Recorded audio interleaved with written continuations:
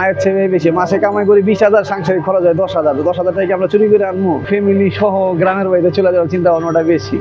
এটা ছাড়া কোনো উপায় নেই, ঢাকা শহরে থাকার মতন আর পজিশন নাই আর কি অবস্থা।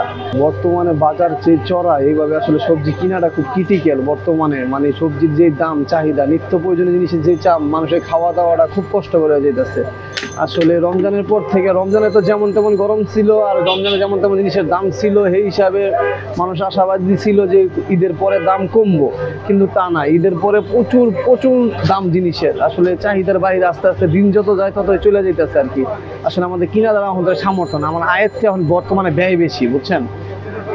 আসলে এখন কি বলবো, এই তো কাঁচা বাজার যেমন তেমন মাছ, মাংস, দুধ, ডিম যা এখন সবকিছুর চাহিদা অনেক দাম। আসলে কিনাটা খুব কষ্ট করে এখন। চিন্তা ভাবনা করতেছি যে ফ্যামিলি সহ গ্রামের বাড়িতে চলে যাওয়ার চিন্তা ভাবনাটা বেশি। এটা ছাড়া কোনো উপায় নেই, ঢাকা শহরে থাকার মতন আর পজিশন নাই আর কি অবস্থা। আছি মোটামুটি প্রায় 20 বছর যাবত। যে আয়ের চেয়ে খরচ বেশি, নিত্য প্রয়োজনীয় জিনিসের বেশি চাহিদা বেশি, এই জন্য আর কি থাকাটা আসলে সম্ভব হইতেছে না। এখন চিন্তা করতেছি গ্রামে চলে যাবো, ফ্যামিলিগতভাবে নিয়ে, ফ্যামিলি নিয়ে চলে যাবো আর কি।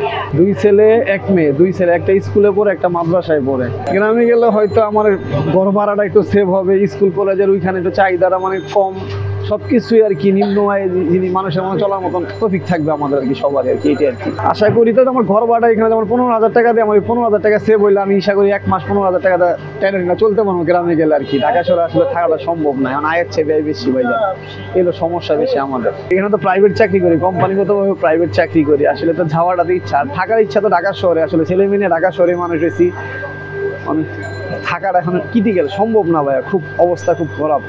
এখন আমি বললাম না, আয়ের চেয়ে বেশি, মাসে কামাই করি 20,000, সাংসারিক খরচ হয় 10,000। 10,000 টাকা আমরা চুরি করে আনবো, তাহলে নিত্য দাম যদি এইভাবে থাকে, তাহলে আমরা কিভাবে চলবো? চলা সম্ভব না।